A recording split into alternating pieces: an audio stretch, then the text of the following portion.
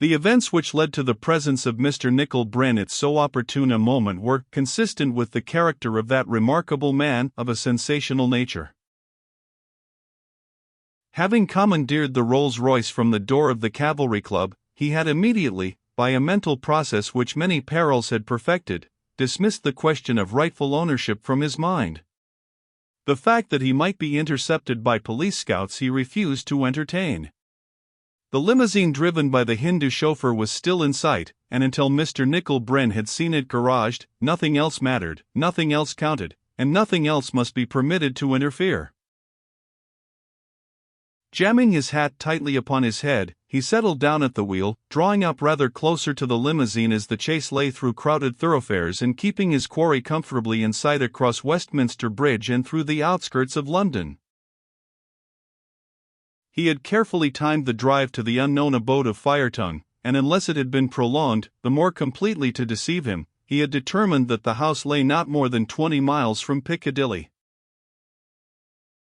When Mitcham was passed, and the limousine headed straight on into Surrey, he decided that there had been no doubling, but that the house to which he had been taken lay in one of these unsuspected country backwaters, which, while they are literally within sight of the lights of London, have nevertheless a remoteness as complete as secrecy could desire.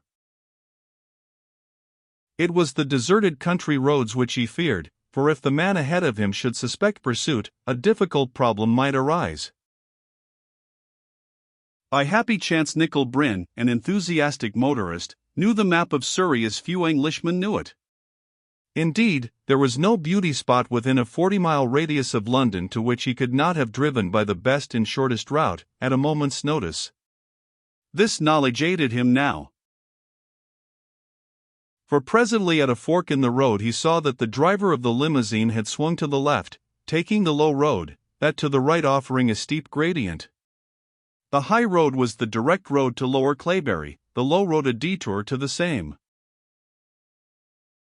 Nickel Bryn mentally reviewed the intervening countryside, and taking a gambler's chance, took the Rolls-Royce up the hill. He knew exactly what he was about, and he knew that the powerful engine would eat up the slope with ease. Its behavior exceeded his expectations, and he found himself mounting the acclivity at racing speed.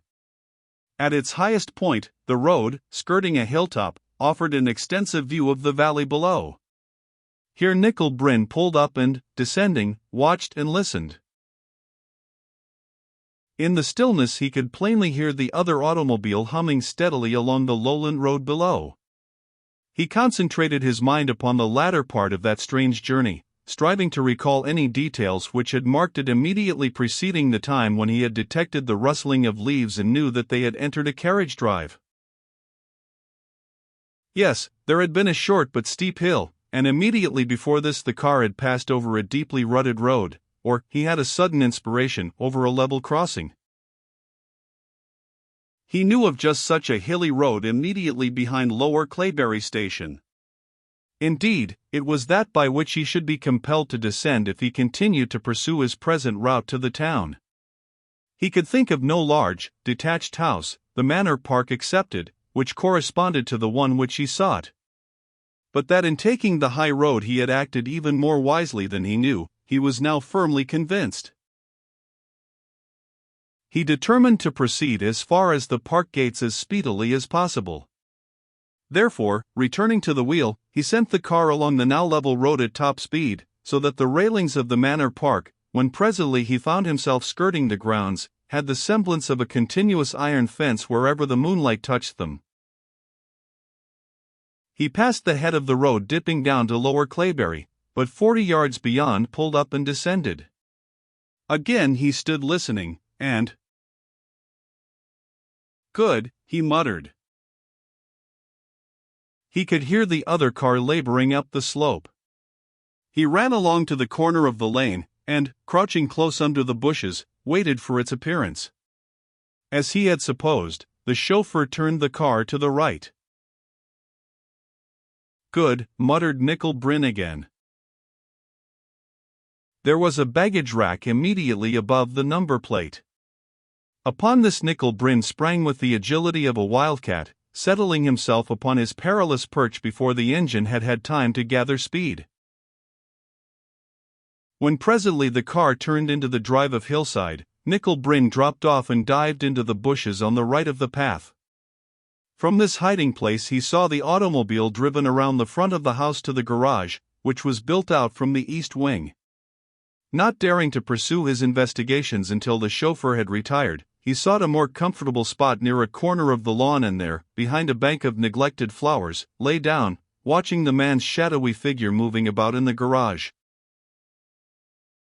Although he was some distance from the doors, he could see that there was a second car in the place, a low, torpedo-bodied racer, painted battleship gray. This sight turned his thoughts in another direction. Very cautiously he withdrew to the drive again, retracing his steps to the lane, and walking back to the spot where he had left the Rolls-Royce, all the time peering about him to right and left. He was looking for a temporary garage for the car, but one from which, if necessary, he could depart in a hurry. The shell of an ancient barn, roofless and desolate, presently invited inspection and, as a result, a few minutes later Colonel Lord Wolveram's luxurious automobile was housed for the night in these strange quarters. When Nickel Bryn returned to Hillside, he found the garage locked and the lights extinguished.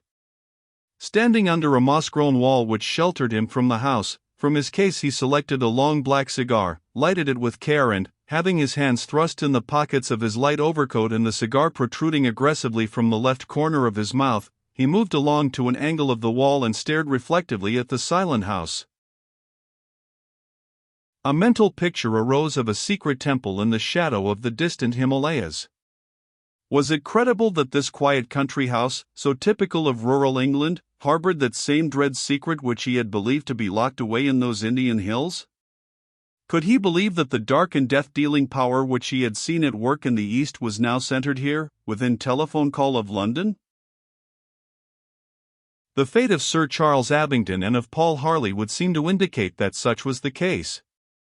Beyond doubt, the document of which Rama Das had spoken was some paper in the possession of the late Sir Charles. Much that had been mysterious was cleared up. He wondered why it had not occurred to him from the first that Sir Charles's inquiry, which he had mentioned to Paul Harley respecting Firetongue, had been due to the fact that the surgeon had seen the secret mark upon his arm after the accident in the Haymarket. He remembered distinctly that his sleeve had been torn upon that occasion.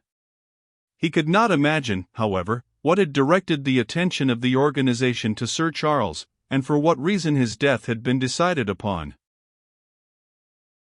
He rolled his cigar from corner to corner of his mouth, staring reflectively with lackluster eyes at the silent house before him.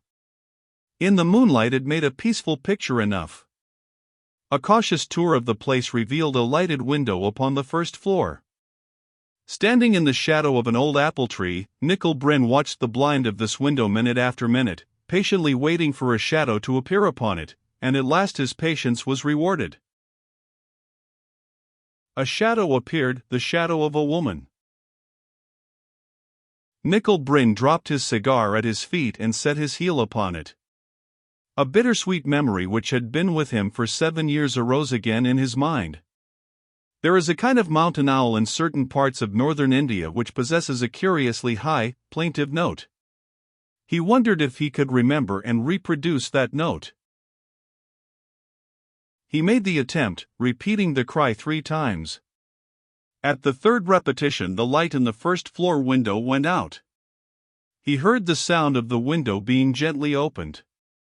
Then a voice which held the sweetest music in the world for the man who listened below, spoke softly. "Nickel."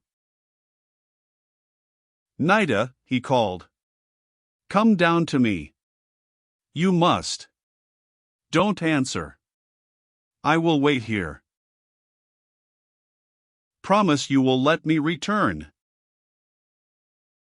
He hesitated. "Promise." "I promise."